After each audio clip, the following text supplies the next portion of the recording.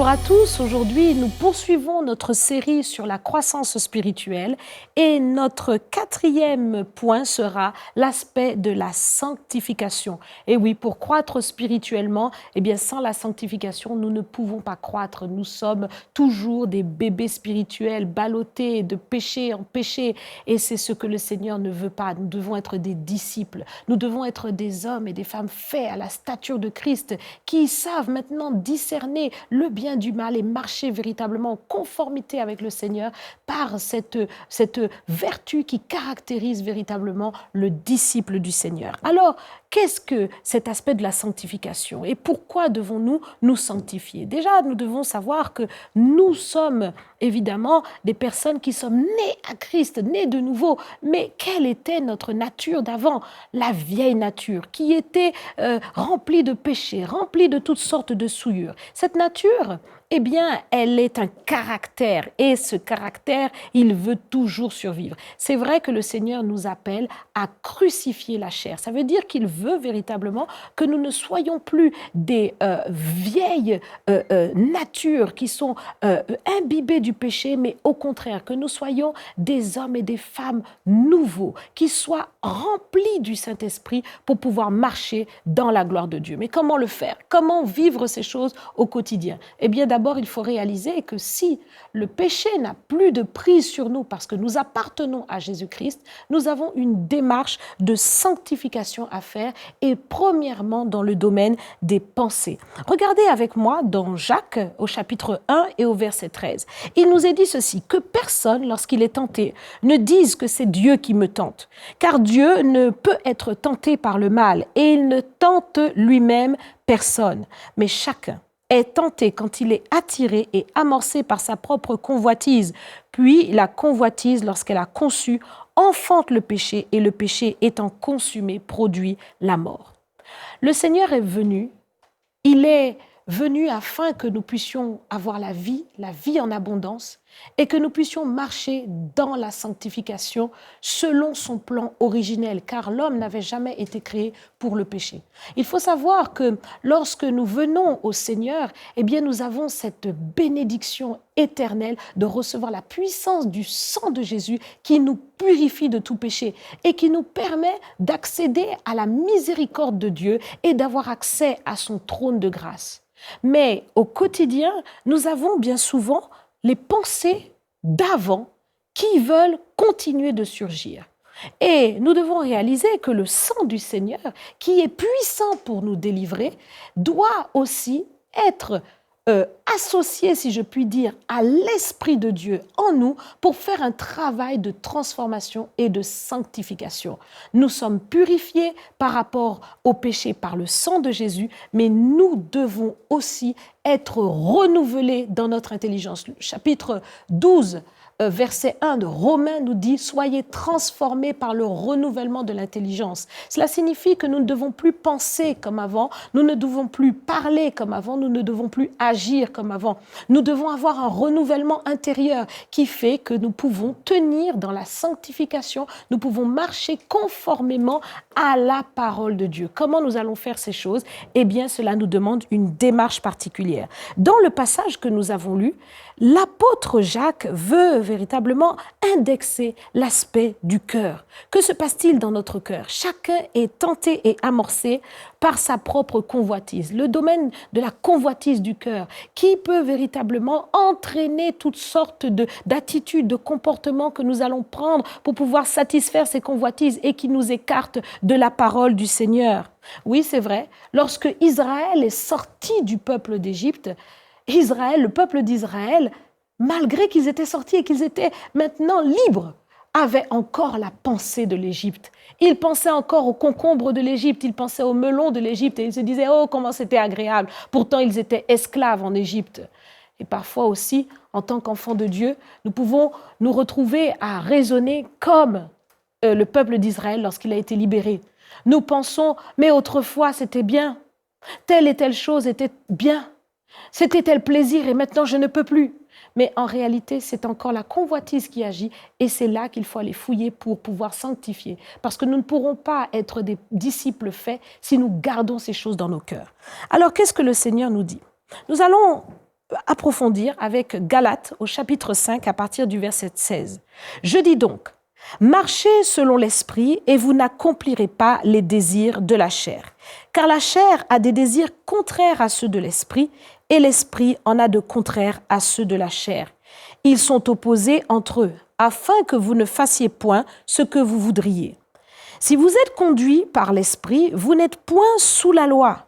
Or, les œuvres de la chair sont manifestes. Ce sont l'impudicité, l'impureté, la dissolution, l'idolâtrie, la magie, les inimitiés, les querelles, les jalousies, les animosités, les disputes, les divisions, les sectes, l'envie, l'ivrognerie, les excès de table et les choses semblables. Je vous dis d'avance, comme je l'ai déjà dit, que ceux qui commettent de telles choses n'hériteront point le royaume de Dieu. Mais le fruit de l'esprit, c'est l'amour, la joie, la paix, la patience, la bonté, la bénignité, la fidélité, la douceur, la tempérance. La loi n'est pas contre ces choses. Ceux qui sont à Jésus-Christ ont crucifié la chair avec ses passions et ses désirs. Si nous vivons par l'esprit, marchons aussi selon l'esprit. Oui, le Seigneur veut que nous puissions marcher par l'esprit et non pas selon la chair, c'est-à-dire selon cette vieille nature qui a été corrompue. Et ce renouvellement de l'intelligence va nous y aider parce que nous ne réfléchirons plus de la même manière, nous ne mettrons plus en avant les désirs que nous avions autrefois, mais nous mettrons en priorité le royaume de Dieu, l'Esprit du Seigneur qui va lui nous motiver à nous attirer vers les choses du Seigneur, vers la bonté, vers la sagesse, vers la douceur, vers toutes les vertus qui sont dans l'Esprit de Dieu. Comment faire pour pouvoir véritablement renoncer à tout cet assaut des pensées d'autrefois qui peuvent perdurer, comme nous l'avons vu tout à l'heure? Eh bien, il faut accepter déjà de réaliser que la sanctification est très importante. Nous ne pouvons pas banaliser ces aspects. Parfois, vous pouvez, vivre avec ces choses et penser que oh, c'est pas grave, oh, c'est normal. Mais non, ce n'est pas normal. Mais si, c'est grave. Dieu veut véritablement une sanctification en profondeur. Et la sanctification, c'est pour nous. Dieu veut véritablement que nous soyons saints. Ce ne sont pas des choses qui sont inaccessibles. Bien souvent, nous disons, oui, je ne suis pas saint. Moi, je ne suis pas saint. Mais Dieu nous a appelés à être saints. C'est le plan de Dieu pour nous. Et cette sainteté n'est pas inaccessible. Nous devons véritablement apprendre à marcher dans la sainteté. Et cela va nous demander de renoncer justement aux œuvres de la chair. Nous avons lu ici, elles sont manifestes, ce sont toutes les choses mauvaises que nous pratiquions autrefois. Et ces œuvres de la chair ont tellement imprégné nos caractères que nous avons un travail. Et j'appelle ce travail-là un processus. Nous devons passer par le processus de la sanctification. Ce terme sanctification, par même la façon dont il est tourné, nous permet de comprendre que nous devons aller de sanctification en sanctification en comprenant que nous allons d'étape en étape. Nous passons d'étape en étape pour marcher de plus en plus dans une sainteté qui est affirmée. Comment nous allons le faire? Nous devons nous attacher déjà à réaliser, donc nous le disions tout à l'heure, que nous ne pouvons pas banaliser le péché dans nos vies, mais au contraire, parce que Jésus-Christ est mort pour nous, parce que le sang de Jésus nous a purifiés, alors nous avons accès avec assurance au trône de la grâce. Le Seigneur ne veut pas accuser ses enfants, ce n'est pas un accusateur, c'est l'ennemi qui vous accuse, c'est lui qui vous accuse de péché. Mais le Seigneur, au contraire, veut vous délivrer de toute forme de péché. Il nous est dit qu'il est l'agneau de Dieu qui ôte le péché du monde. Et quand le Seigneur l'ôte, ce n'est pas en surface, mais c'est jusqu'au plus profond de votre cœur. Il veut ôter la convoitise même du péché. Alors, il faut s'approcher du Seigneur. Il faut s'approcher dans une démarche volontaire de jeûne et de prière. Parce que lorsque vous le faites, eh bien, vous permettez à l'Esprit de Dieu de venir remplir votre vie. Ce n'est pas par votre propre force, ce n'est pas par vous-même, mais c'est par l'Esprit du Seigneur qui vous enveloppe. Il nous est dit qu'il est le Saint-Esprit. C'est lui qui est l'Esprit Saint, qui peut vous donner maintenant sa sainteté et vous envelopper de sa sainteté, vous remplir de sa sainteté. Il faut pour cela accepter de marcher dans la communion avec le Saint-Esprit. Et là, nous devons toucher un passage très, très, très important qui se trouve dans Luc au chapitre 6. Personne ne veut mettre du vin nouveau dans de vieilles outres, nous dit le Seigneur. Dans Luc 5, pardon. Le Seigneur veut mettre véritablement du vin nouveau dans des outres neuves. Cela nous demande de pouvoir préparer notre cœur, préparer notre vie dans le jeûne et la prière pour laisser le Saint-Esprit nous remplir. Comment nous allons faire pour que le Saint-Esprit nous remplisse? Une exposition permanente à l'Esprit. L'Esprit de Dieu est disponible, il est là, il a été envoyé sur la terre. Depuis la Pentecôte, l'Esprit de Dieu a été envoyé, il a été répandu et l'Esprit veut descendre. Le Seigneur dit, je répandrai de mon esprit sur toute chair dans les derniers temps. Donc l'Esprit de Dieu est disponible et il faut le rechercher dans le jeûne, je le disais, dans la prière, pour demander au Saint-Esprit de nous remplir. Et quand nous sommes remplis de l'Esprit, à ce moment-là, nous pouvons maintenant vivre, expérimenter cette transformation que le Seigneur fait en profondeur. Nos cœurs n'ont plus les mêmes désirs, nos cœurs n'ont plus les mêmes tendances. Nous n'avons plus les tendances de la chair, mais nous avons les tendances de l'Esprit. Nous avons crucifié la chair. Ça veut dire que la chair ne va plus manifester ses désirs malsains parce que la chair est crucifiée. Certains disent, oh, il faut tout simplement bannir les œuvres de la chair en mettant de côté nos pensées. Non, il faut vraiment crucifier. Ça veut dire que nous mourrons aux œuvres de la chair pour vivre maintenant aux œuvres de l'esprit. Et donc, cela signifie qu'il y a vraiment une démarche profonde à accomplir. Lorsque nous acceptons cette exposition à l'esprit dans le jeûne et la prière, eh bien, l'esprit prend la place. Cela se fait petit à petit. Ne vous découragez pas. Lorsque vous voyez que vous avez essayé, vous avez jeûné 1 jour, 2 jours, 3 jours, et que vous ne voyez pas encore le fruit de cela, vous voyez qu'il y a encore des choses qui perdurent, ne vous découragez pas. Parce que l'Esprit de Dieu est véritable. Lorsque vous vous exposez à sa présence, au fur et à mesure, il va venir dans votre vie et votre vie ne sera plus jamais la même. L'onction, la présence du Saint-Esprit va véritablement se manifester dans vos vies et dominer, anéantir totalement ce qui est de la chair. Nous devons aussi réaliser que rentrer dans cette dimension de la sanctification, c'est un combat qui se mène. C'est un combat. Pourquoi? Parce que nous le disions tout à l'heure, il y a des choses dans le passé qui avaient dominé sur nos vies et cela avait ouvert la porte à l'ennemi dans nos vies. Mais quand véritablement nous prenons position pour marcher maintenant dans la sanctification avec le Seigneur, qu'est-ce qui va se passer? Il va se passer que maintenant nous appartenons au Seigneur. Nous sommes dans le royaume de Dieu. Et maintenant, l'ennemi n'a plus de prise sur nous en tant que tel parce que le sang de Jésus est sur nous. Mais sachez que c'est exactement là qu'il va vouloir nous tenter, comme il a tenté Jésus. Alors, comme il a voulu tenter Jésus, comment nous allons faire? Nous allons nous positionner dans le combat spirituel. Et là, regardez avec moi ce passage qui se trouve dans Éphésiens, chapitre 6, verset 10, qui nous dit ceci: le combat n'est pas contre la chair et le sang, mais contre les esprits d'ici-bas, les esprits méchants, les dominations, les autorités, les principautés. Le combat n'est pas contre la chair et le sang. Le combat, nous devons le mener en étant conscients qu'il y a autour de nous des réalités spirituelles qui veulent nous influencer. Il y a des dominations, il y a des principautés, il y a des puissances de l'air, il y a des esprits méchants dans les lieux célestes qui veulent nous influencer. Satan est une inspiration qui veut pousser l'homme à faire du mal. Et lorsque nous nous positionnons, nous, dans le royaume de Dieu en tant qu'enfants du Seigneur, c'est nous qu'il va chercher à tenter. Ce n'est pas ceux qui lui appartiennent, ils sont déjà dans son giron et il les utilise, il les manipule. Mais quant à nous, nous allons sentir véritablement parfois une tentation qui va survenir. Comment tenir? Il faut véritablement nous revêtir de toutes les armes de Dieu pour combattre spirituellement. Veillez à combattre, mais le bon combat. Ne combattez pas contre vous-même. Beaucoup de gens se battent pour ne pas pécher, mais ils se battent avec eux-mêmes et c'est une erreur. Ce n'est pas un combat qu'il faut mener contre la chair et le sang. Et la chair et le sang, ça peut être effectivement des individus qui vous entourent et vous voyez qu'ils vont se mettre en colère et vous pensez qu'il faut rétorquer. Là, le Seigneur vous dit, le combat n'est pas contre la chair et le sang. Mais le Seigneur dit aussi, le combat n'est pas contre la chair et le sang quand il s'agit de vous-même aussi. Vous n'allez pas vous battre avec vous pour pouvoir résister. Non, il s'agit premièrement de réaliser que l'ennemi fait un travail.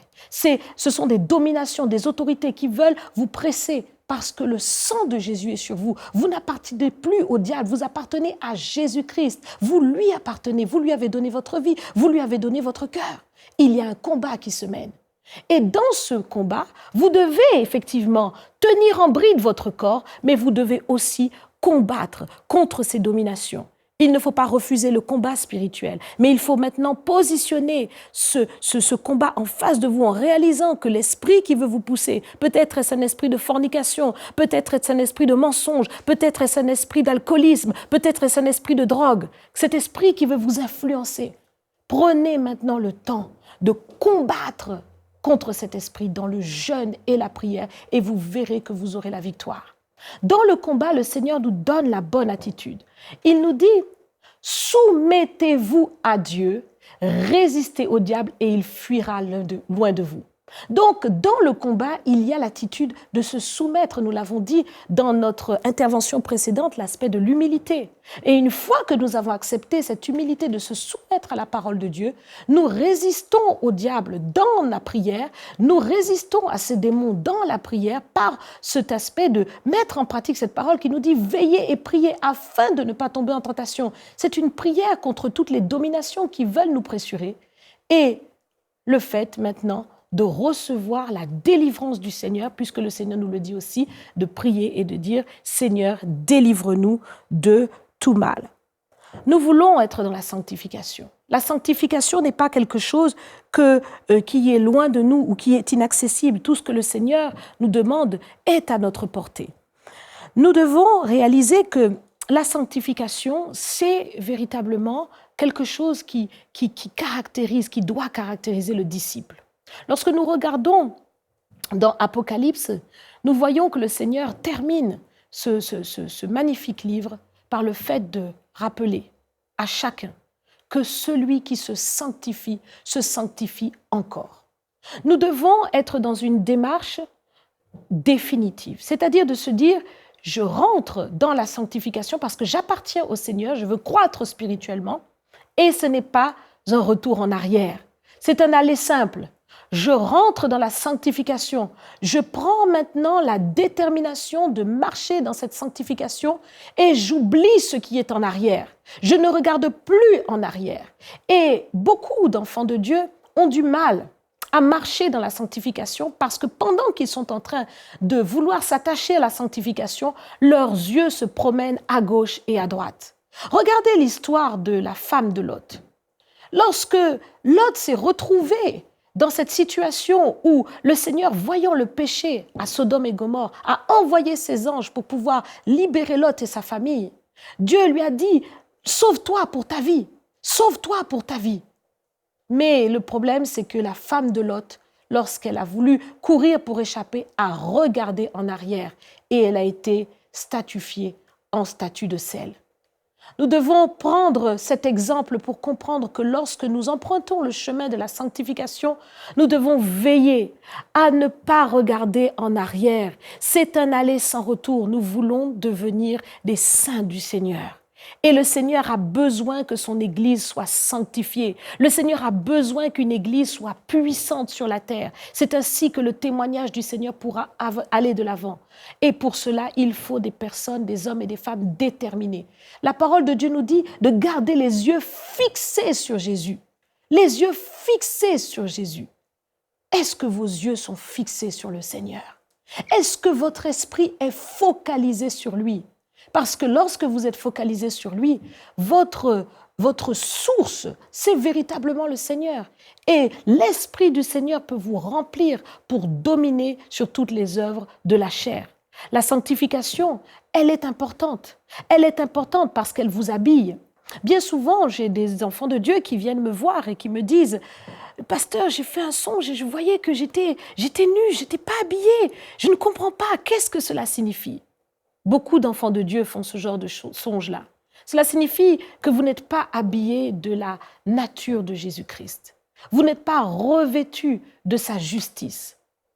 Le vêtement de l'enfant de Dieu, c'est justement ces œuvres justes qu'il habille. C'est cette sanctification qu'il habille. Lorsque vous êtes revêtu de Jésus-Christ, alors vous voyez véritablement ce vêtement qui resplendit et le Seigneur peut vous montrer cet habit dont il vous a revêtu. C'est la sanctification. De sanctification en sanctification, votre vie va véritablement refléter le Seigneur. Et ce témoignage sera véritablement puissant parce que les gens pourront, au travers de vous, à vos côtés, ressentir comme le Seigneur auprès d'eux. La sanctification est très importante. La sanctification est comme un point de contact entre Dieu et les hommes. Lorsque quelqu'un marche véritablement dans la sanctification, le royaume de Dieu se meut avec lui. Car Dieu est un Dieu saint. Le royaume de Dieu est saint. Les choses qui concernent Dieu sont saintes. Si vous voulez que la gloire de Dieu environne votre vie, si vous voulez croître en tant que disciple dans cette gloire de Dieu, alors il faut donner au Seigneur cette base, la sainteté. L'Esprit Saint prendra plaisir à venir. L'Esprit Saint manifestera ses œuvres et la gloire de Dieu en découlera. Alors nous allons faire une prière spéciale aujourd'hui. Nous voulons véritablement que chacun d'entre vous puisse être inondé des fleuves de la sainteté divine. Nous voulons qu'aujourd'hui, il se passe quelque chose, que les choses d'avant cessent. Beaucoup de gens sont affaiblis par des péchés récurrents et souhaitent en être débarrassés. Pour cela, il faut maintenant focaliser vos yeux sur le Seigneur. Il faut avoir un esprit de renoncement à ces œuvres mortes. Il faut se positionner pour marcher maintenant avec le Saint-Esprit et que ça soit dans vos cœurs un positionnement définitif, une véritable conversion en profondeur pour être ce canal, ce vase rempli du Saint-Esprit. Nous allons prier, nous allons faire cette demande à Dieu et que votre cœur soit rempli de foi. Que pendant que nous allons prier, quelque chose va se passer. Et prenez une ferme décision pour ne plus jamais revenir aux choses du passé. Prions ensemble. Seigneur Jésus, nous voulons invoquer ta grâce sur toute personne qui nous regarde. Nous te demandons maintenant, Seigneur, d'étendre ta main sur eux. Car tu connais, Seigneur ô Éternel, Seigneur, combien leur cœur a été environné de convoitises, Seigneur. Mais ce sont les choses du passé. Et aujourd'hui, ils t'ont donné leur cœur, ils t'ont donné leur vie et ils veulent vraiment marcher de sanctification en sanctification. C'est pourquoi, par la puissance de ton Saint-Esprit, visite-les, Seigneur, aujourd'hui.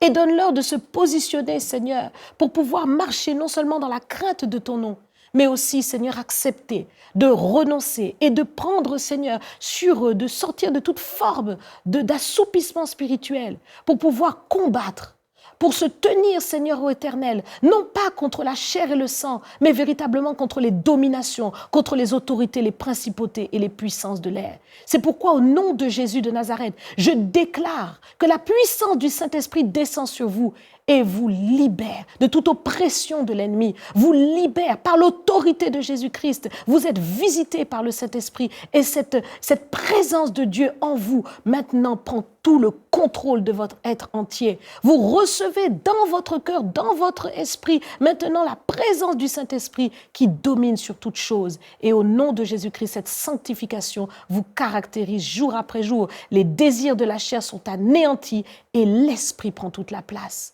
Nous te disons merci, Seigneur, au nom de Jésus. Amen. Soyez bénis et à très bientôt. Cette émission est rendue possible grâce au précieux soutien des partenaires d'Enseigne-moi Canal International. Retrouvez tous nos programmes sur enseigne-moi.com.